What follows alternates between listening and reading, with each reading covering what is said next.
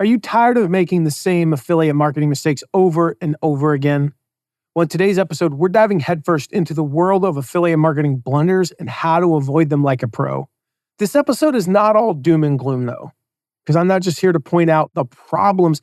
I'm also going to share my best tips and strategies to steer clear of these pitfalls and set yourself up for affiliate marketing success. So let's jump in and discover how to sidestep the most common affiliate marketing mistakes. Welcome to the Affiliate Guy podcast. If you want to grow your income, serve your tribe, and enjoy all the benefits of affiliate marketing and having your own affiliates, you're in the right place. Thanks for joining me today. Let's get started. So I'm not here to be a parent, but I am going to tell you up front, we all make mistakes. Every one of these mistakes that I'm going to share with you today, I have made. And I know at least 10 others who've made these same mistakes as well, okay?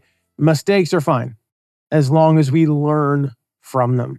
So that's why today we're going to dive into some of the most common affiliate marketing mistakes that I see so many of us fall victim to. And then more importantly, I want to talk about how to avoid them.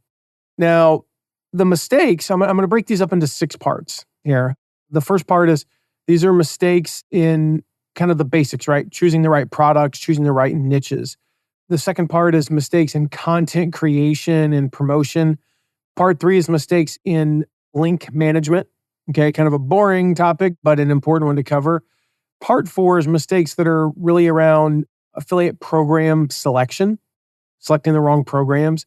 Then part 5 is mistakes in building and nurturing those relationships. And then lastly, mistakes in mindset. So again, 6 parts with anywhere from 2, 3, 4, 5 mistakes in each of these parts. So let's jump in with part 1. So this is mistakes in choosing the right products and niches. The first mistake I just see this so often, is falling for the hype. Falling for the hype. It's so easy to get caught up in the hype. When you see a new product launch, you see a new so-and-so's, they're doing an affiliate program. And so you want to be a part of it. The problem with this is if you don't do the research, you end up letting the excitement cloud your judgment. And so if you just rush into promoting a product without doing the proper research, number one, you could end up in a situation where just because somebody famous or a big company makes a product doesn't mean it's a good product, and you end up disappointing your audience. They buy, it goes well, but now they don't trust you for the long term. And so, I asked a friend of mine one time, he asked about a specific offer, and he knew he could make about $30,000 promoting this thing versus about $20,000 promoting something else. And I said, okay, here's my question though. Is this going to best serve your audience? And he went on to explain why it wasn't. And I said, okay, you're going to make $10,000 more. And that's awesome. In that month, he promotes about 1 affiliate offer a month. In that month, he's going to make $10,000 more. And I don't want to dismiss that. He's not a multimillionaire, but he makes about $500,000 a year. $10,000 is still a lot of money. That is a really nice vacation. That is a really sweet, week-long vacation at a pretty nice place. So I don't want to dismiss $10,000. There's a lot you can do with that. That'll pay for a week of college. In all seriousness though, it'll pay for a lot. It's a third of a pretty decent car, if I'm not mistaken. There's a lot that $10,000, and I was like, that's awesome. But long-term, if you sell this and it doesn't go well, how much are you going to lose over the course of the next? Just look at 1 year. It could cost you $50,000 to $100,000.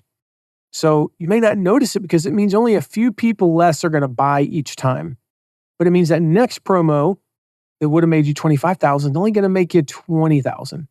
And the next one, instead of 20, is only going to make you 17. And over time, you're going to lose a lot more money than you made.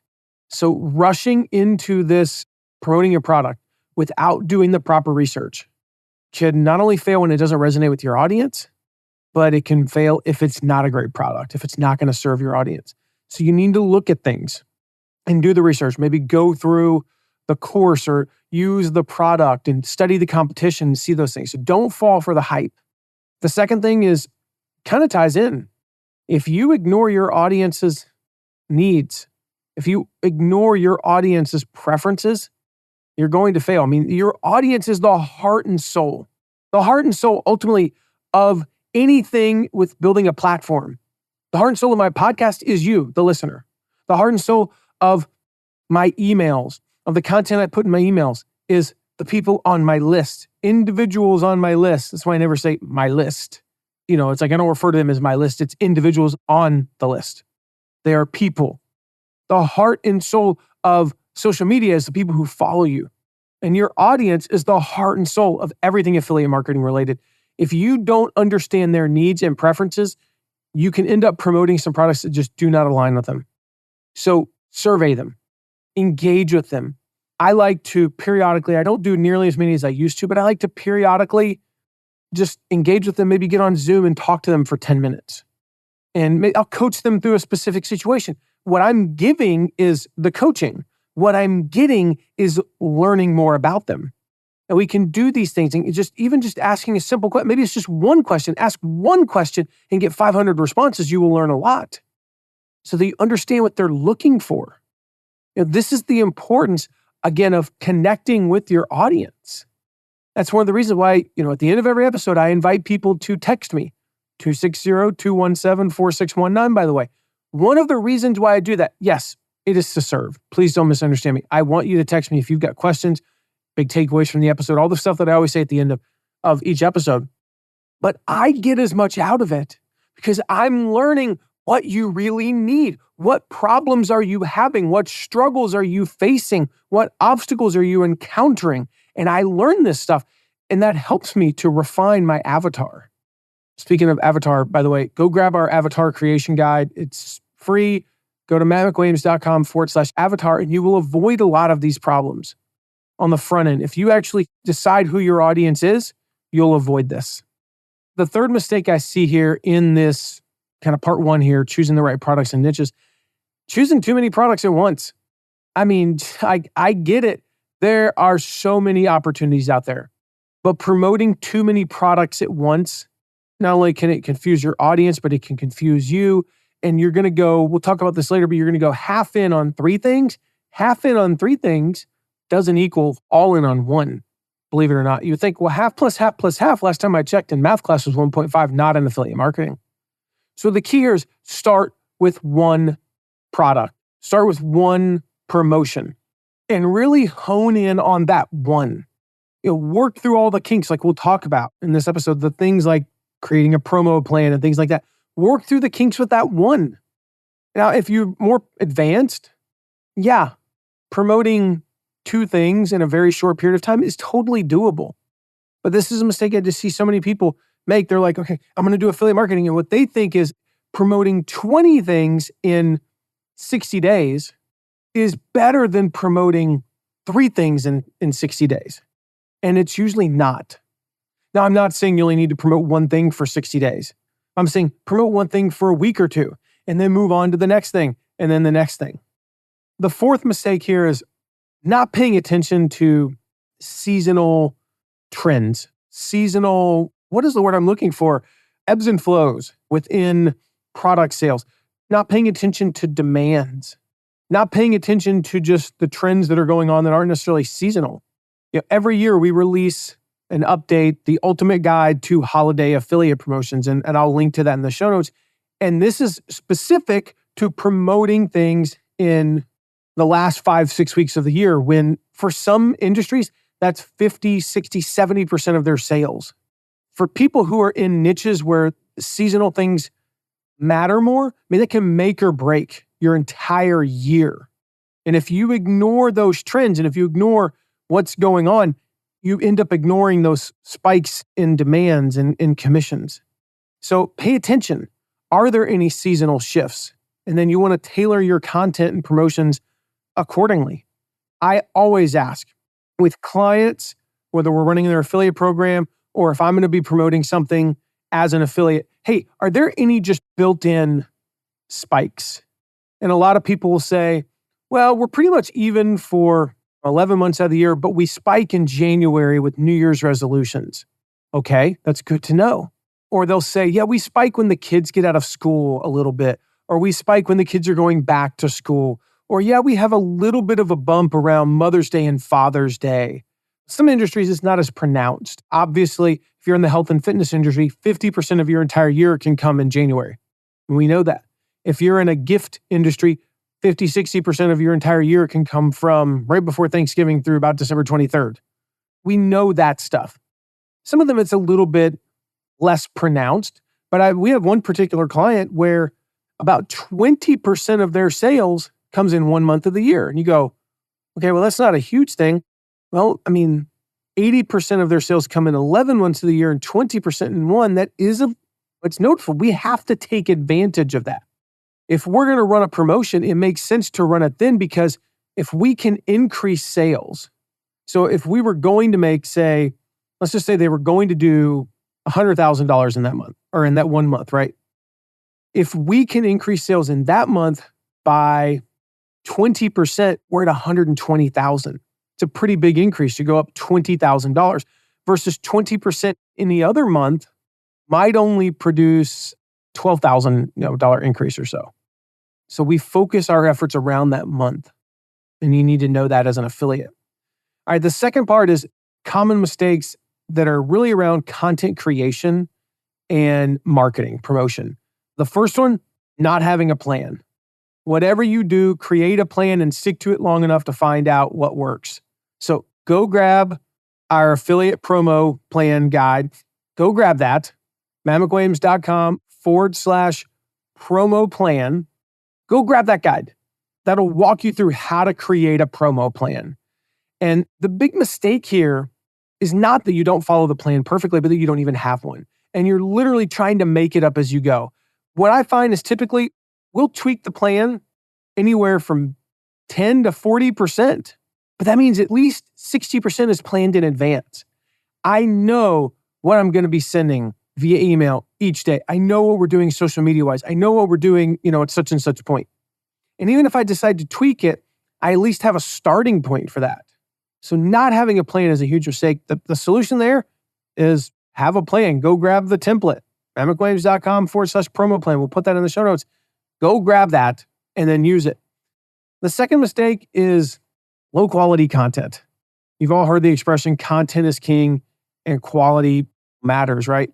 We see this so often is we put in all this effort into our own stuff, whether it be the podcast or our own writing, our own emails, our own blog posts, our own sales copy, our own sales pages and videos, and then we pack it in on an affiliate promotion. We just take the swipe copy and copy it and send it. Do not do that. That's not what swipe copy's for. Or we see so many people, they're like, oh, I'm going to create a review post. And then it's just stuffed with keywords. There's no value and things like that. Or I'm going to kind of take what they give me and post generic images on social media. Is that what you normally post? Do you normally post kind of mediocre images on social media, or do you post really good ones? Are you always posting selfies and then all of a sudden when you do a promotion, you're giving them some sort of you're posting a banner ad basically? That doesn't work. So think about this. How do you put the same effort into your affiliate promotions as you do the content you're creating for your own stuff? How do you make it feel the same? How do you make it stay on brand and not just be kind of mediocre keyword stuff, reviews, ugly, images that don't fit your brand, things like that? Take the time, right? Take the time to make it seem as close to your own stuff as you normally would do. Another mistake here is just not taking advantage of multiple content formats. Oh, well, I'm going to send 3 emails. Okay. I'm only going to do social media. Well, that doesn't work. We'll talk about this later when I talk about going all in, but you got to do everything. Use your podcast, use social media, use video, use your blog, use your email, and reach different people. I have people that follow me on social media that are not on my email list. I have people on my email list that don't follow me on social media. I have people that I text with, mentioned that earlier, that I text with that are not on my email. They're not on my email list. The reality is only half the people in my audience listen to this podcast. Well, I can't just abandon the other half. That'd be ridiculous. So I want to talk about affiliate offers on all content formats that I can. Admittedly, I don't use the podcast enough. So here's a newsflash. Maybe over the next year, I'm going to do 1 or 2 more episodes where I talk about an affiliate product. I've got to do that. It's the smart thing to do for me. And it'll be good content, of course. We'll make it really positive content, something you get value out of. Another big mistake here is just not following basic SEO best practices. All right. SEO is search engine optimization. If you don't know that, it is so important. And so if you're going to write a review post, you need to be updated on SEO trends. You need to optimize your content. We've got the guide. We've got a review post guide that we've updated, every 6 months for the past 5-6 years. We keep it updated with the latest SEO trends and all that stuff. So if you want to go grab that, and you should, go grab the review post guide, mattmcwilliams.com/review post. We will link to that in the show notes as well. So go grab that and you will know how to optimize for the search engines. It basically shows you how do you rank high on Google for certain product reviews and convert. That's the important thing. If all you do is rank high, we talked about this keyword stuffing and whatnot. If all you do is rank high, but the content reads terribly, you're not going to convert into sales. And if all you do is have a great converting post, but it's on the second page of Google, nobody's going to see it. If a tree falls in the forest, nobody's there to hear it, doesn't make a sound. So we want to go grab that guide. Make sure you do. I'll put the link in the show notes for that. All right, last mistake here, not thinking about mobile. Guys, how much of the internet do you access on your phone versus computer? I know for me, it's actually pretty low.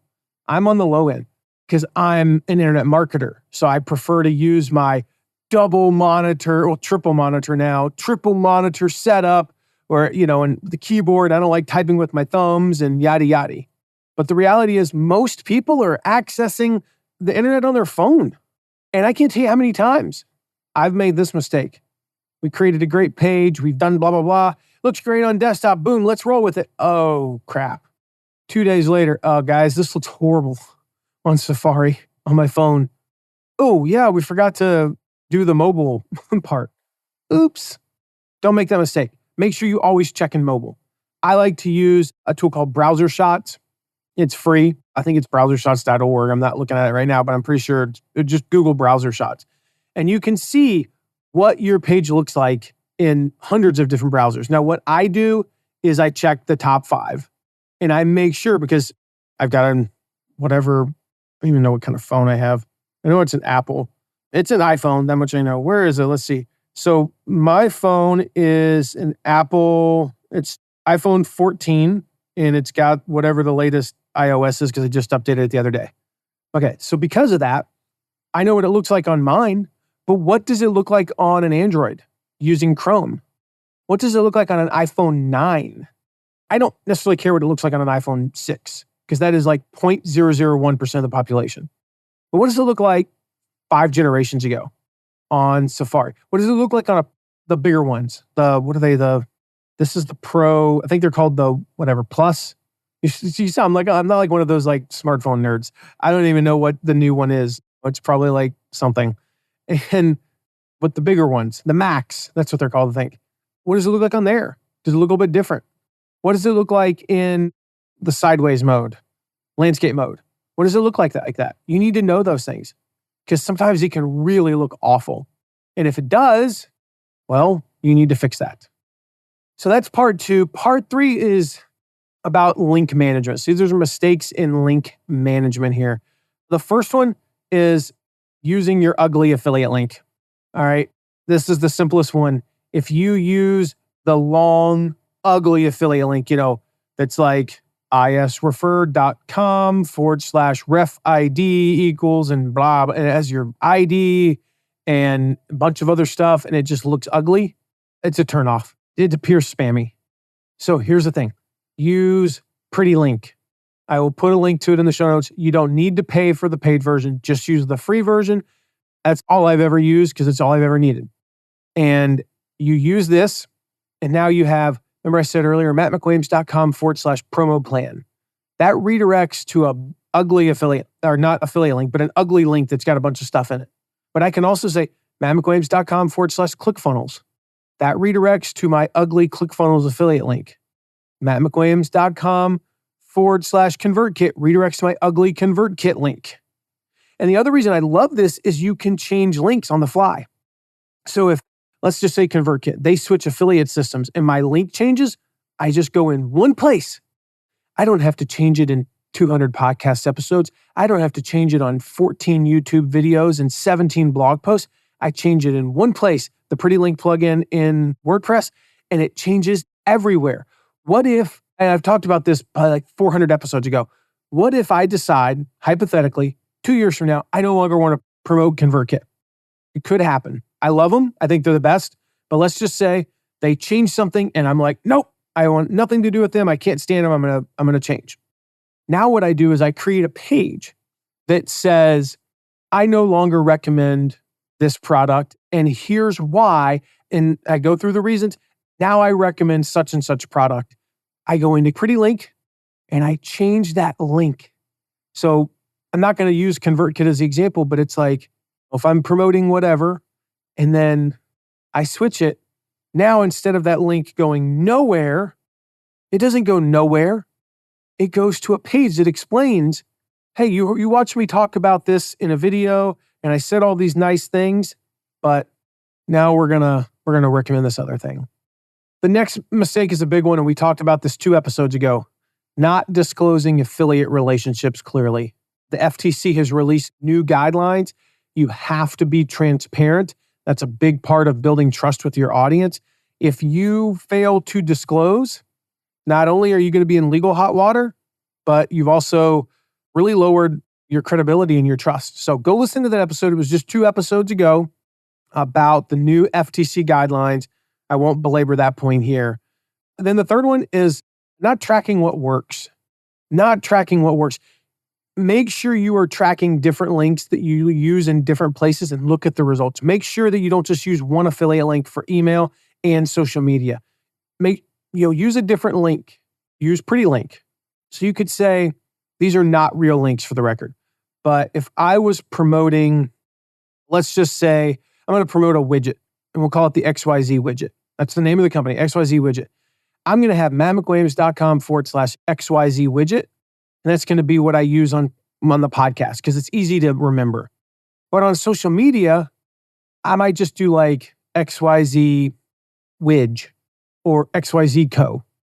And then in email, you don't see the link. We hyperlink it. So it could be anything, but I'll still have it tracked differently. And then in the back end of the system, in the affiliate system, if I'm able to, some systems don't allow you to do this. There are some pretty lame systems out there. But if you are able to track it differently, set up a different tracking parameter in the affiliate system. A lot of times you just have to append the URL like ClickFunnels, Infusionsoft, First Promoter, other systems, WP Affiliate, Post Affiliate Pro, all those allow you to append the link. And now I know, okay, I got 42 sales from Instagram and 71 from email. And only 2 from Twitter and 1 from Facebook, just as an example. And I got, hypothetically, this is probably not going to be the case, but I got 0 from the podcast. Well, man, I spent a lot of time on the podcast. I wasted a lot of time on there and didn't even make any sales. Well, how would I know that? Instead of just, I made 120 sales. Where did they come from? I don't know. You have no idea. So you can get as granular as you want. You could use a separate link for each email. And so you could actually tell, wow, I promoted the webinar and I got 100 people to register and I made 10 sales. And then from there on, all the other emails they sent, I only made 7 sales. So I made 10 from the webinar, 7 from everything else. What does that tell you? Maybe you learn a lesson that, wow, maybe I need to promote the webinar more because if I'd gotten twice as many people to go to the webinar, I could have made 20 sales from that. And maybe I wouldn't even have had to do anything else. I don't know. You'll learn these things. So track what works. Use data and focus on what brings the best results. Part 4 is all about mistakes in program selection. The first mistake here is just promoting kind of scammy, unreliable programs. I sort of touched on this earlier, but like Google the affiliate program. If somebody has said something bad about the affiliate program, it's probably easy to find. And just because one person, two people said something bad, especially if there's a huge affiliate program, don't worry about that. But if there is a wholesale bad mouthing of an affiliate program, you might want to not join. You might want to just avoid it. So read reviews on their program. Read reviews about the company. Did they get 3.8 stars out of 5? Are people complaining about the customer service? And it's not just the product's mediocre, but it's like their customer service is rude. Do you want to be associated with that? So make sure you take time to look that up and see how companies rate. The second big mistake here is just not reading the terms and conditions. Guys, I see this so often, like the devil is in the details. I see this so often with affiliates. They don't read the terms and then they do something that gets them into hot water and they didn't know. Some companies allow trademark bidding. Some companies don't. I'm agnostic about that because sometimes it's a good idea and sometimes it's a bad idea. But here's the thing. I'm going to enforce the terms though. If I recommend to the program that they not allow it, I'm going to enforce it. So you need to know that. You need to know, when do you get paid? When do you get paid? Because for budgeting purposes, if you're going to go, say, spend $1,000 on ads, it'd be nice to know if it took 60 days to get paid. I don't think you should take 60 days to get paid as an affiliate program, but okay. But if you do, if that's what that affiliate program does, you just need to know that.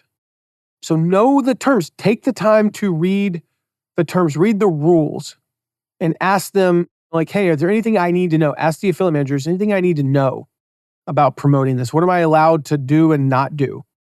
And then the last mistake here is, this goes kind of against what I said earlier, but sticking to a single program.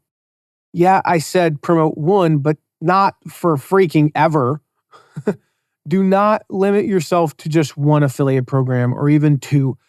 Diversification is important. So diversify. Look for different programs. Look for different products. Look for different price points. Look for different, if you're promoting courses, try to have some things like gender diversity in there if you have a diverse audience. My audience is 50-50. Literally, it's like 51-49 female. If you got an audience that's 99% male, you don't need gender diversity. Let's be honest. But maybe you need diversity in some other things, in the sense of, you're always promoting just supplements. Well, how about a course? Or you're always promoting just exercise. Well, how about diet? You're always promoting just time management. How about something else in the productivity niche? And venture out a little bit. Find some things that are a little bit outside of your niche and see how you do with those. One of my favorite affiliate programs is Blake Brewer's program. It's called Legacy Letter Challenge. Blake teaches people how to write a legacy letter. So it's only for parents, but how to write a letter that would outlive you. And it's kind of like that thing that you want to live forever from you to your children. And he teaches people how to do that. And it is done well in, you think, oh, that's the parenting niche. Yeah, it's done great in the parenting niche, but it's also done well in the personal growth niche. It's done well in the entrepreneur niche. And so reach out a little bit. Try some things. If you're interested in promoting Blake, by the way, send me a text. Just shoot me a text at 260-217-4619. I will introduce you to his affiliate manager and you can promote Blake, because it's got a great webinar, it converts really well. But my point there is, like, we did a webinar with Tom Woods recently, did over 100 sales. Tom's not in the parenting niche, but he was like, you know what? That might resonate with my audience. Let's try something there. Part 5 here is just mistakes in building and nurturing those relationships. The first one is neglecting your email list. I'm not saying that this is a super common mistake, but I see it a lot. When people get to a certain level, their list is a certain size, and then it just gets smaller week after week. Or even, doesn't even have to be a big list, but they get to a point where I can make a couple $1,000s a month, and then and the next thing you know, it's down to 1,900, 1,800, and so on. So if you need help growing your list, check out List Launch Challenge. I'll put a link to that in the show notes. But my point here is, do not neglect your email list. Once you build it, keep it growing. I tell people all the time, like, I'm fine if we grow by 0.1% a month. Like, I just want to grow. I just want it to be a little bit bigger the first of next month than it was the first of this month. That's all I care about. And then I want to obviously make sure that I'm not letting them go cold. That's why we have a system. Like, you're going to get at least 2 emails a week from me, depending upon how you're tagged and segmented and what offers you're interested in and all that. You could get more, but like we're consistent. You're going to get 2 a week at least, pretty much on the same day and time. So we're going to be consistent so that we're not neglecting you. And then the second mistake in here is just not engaging with your audience. Same thing, right? Not engaging with your audience. People comment and you don't respond. People tag you on social media, you don't respond. They text you, you don't respond. They email, you don't respond. That's not a relationship. You want to build a relationship with your audience that leads to loyalty and trust. That's how you increase the likelihood of conversions. So you've got to engage with your audience and make sure at the very least you're responding to them. And then the last part here is mistakes in mindset. The first one that I think of is just impatience, lack of persistence, not being patient. Success does not happen overnight. You got to be patient. You got to be perseverant. Is that a word? I don't know why that just sounds weird. You've got to persevere. How about that? Consistency. So don't be discouraged. Like the reality is when you're starting out, you're probably going to suck at a few things. You're probably going to make every one of these mistakes. You're probably going to suck at some stuff, and that's okay. Don't be discouraged by the slow progress. Keep pushing forward. I promise you will reap the rewards. That's exactly what happened to me. I've shared my story. My first time, while I actually viewed it as a huge success, I only made $588. In retrospect, reality is now, if I put that much effort into an affiliate promo and only made $588, I would be like, this sucks. But at the time, it was huge. Fast forward just 6 or 7 later, and I won my first affiliate competition with over $10,000 in commissions. A couple later, I did almost $14,000. And those types of things got me on the right path, and they like kind of made a name for myself. Next mistake here is just not going all in. I touched on this earlier, but not going all in. When we studied what separates kind of those mediocre affiliates from the ones that really stand out, specifically those who have smaller lists, like somebody with a list of say 10,000 outperforming a list, somebody with a list of 100,000 plus. How does that happen? It's because they go all in. They talk about it on their podcast. They talk about it on social media. They email about it. They text about it, et cetera, et cetera. Like mentally, they are all in. They treat the affiliate promotion like their own product launch. And so this mindset of I'm going all in is super important. And that's why I've talked about it on a handful of episodes before. But it is super, super important. This is the biggest thing we saw when we looked at those affiliates. We'd see somebody who finished in second place, and they had a list of 14,000 people. The first place affiliate only beat them by 3 sales of the list of 250,000. The third place affiliate had 80,000. The fourth place affiliate had 110,000. Or they only send 600 leads, but they convert 54 of them versus somebody else who sends 2,000 leads and converts 60. Yeah, they converted a few more, but they had 3 times, 4 times as many leads. What's that difference? The biggest one is just that mental state of I'm going all in. I'm going to warm up my audience for 10 days before. I'm going to promote as soon as I can, and I'm going to mail every day, and I'm going to make sure I hit the unopens and then the non-clicks, and I'm going to put in a little bit of extra work. I'm going to hustle, because that little bit of extra hustle, like the difference between going all in and going half in work-wise is you're going to work twice as much, but you're going to get 4 to 10 times the results in terms of financials. So, I mean, that's the thing. If anything I do, if I can work 2 times as much, if I could record twice as many podcasts and get, say, 5 times the results, I would do in a heartbeat. Absolutely, I would do in a heartbeat. I'd find everything I could do and do twice as much to make 5 times as much money. So, don't make that mistake. Go all in every time. And then the last one sort of ties in, is just fear of unsubscribes. What if I promote this affiliate offer? I'm going to get unsubscribes. My unsubscribes go up. And here's the thing. I've studied this left and right. If I send out a blog post, if I send out a podcast episode, if I send out an email that gives them a free report from me, something free, I get 20 to 30 unsubscribes. If I send out an affiliate offer, I get 21 to 32 unsubscribes. It's like 1 or 2 more. If somebody unsubscribes from my list because they don't like what I promoted, were they ever going to be of value to me? I don't mean this in like a metaphysical, spiritual, esoteric way, whatever. Like, are they of value to God? That's not what I mean. I mean, to me, in business, were they ever going to buy anything from me? Probably not. And so these unsubscribes, this list size becomes a vanity number. I know people with 5,000 people in a list who make over $50,000 a month for their business. And I know people with 50,000 people on their list who make less than $10,000 a month. Why? Because they're not actually promoting, but they're growing their list. I'll grow my list. My list is doubled in a year. How much has your revenue grown? Oh, only by 10%. Yeah, you're doing something wrong there. Having this fear of unsubscribes. Oh, I hear I had 3 people unsubscribe. How many unsubscribed last week when you sent a blog post? Oh, come to think of it, also 3. Yeah, it's not that you did a promotion. And if they do because you did a promotion, what's the value of the email subscriber? Because how are you ever going to make money off of them? It's a vanity number. So don't worry about unsubscribes. So as we wrap up here, I'll say what I said before. Mistakes are part of the journey. Learning from them is what sets you apart. So I would love to hear from you. Which of these mistakes resonates most with you, or which one's been the biggest problem for you? What's your biggest takeaway from this episode? Shoot me a text. I mentioned it earlier. Anytime, 260-217-4619. I'd love to hear from you. And remember, all the links are in the show notes as well. We got that. We have the avatar creation guide, the affiliate promo plan, the review post guide, that ultimate guide to holiday affiliate promotions, just as the example there, a list launch challenge pre-link, probably something else that I've forgotten. They're all in the show notes. You can go check those out. And lastly, make sure you hit subscribe because you do not want to miss the next episode. It's a good one. I've got a really special guest on.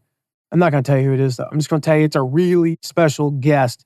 And we are going to be talking about how to turn failure into success. I had the absolute privilege, my new friend of one of the best podcasters in the world, one of the top podcasts in the world.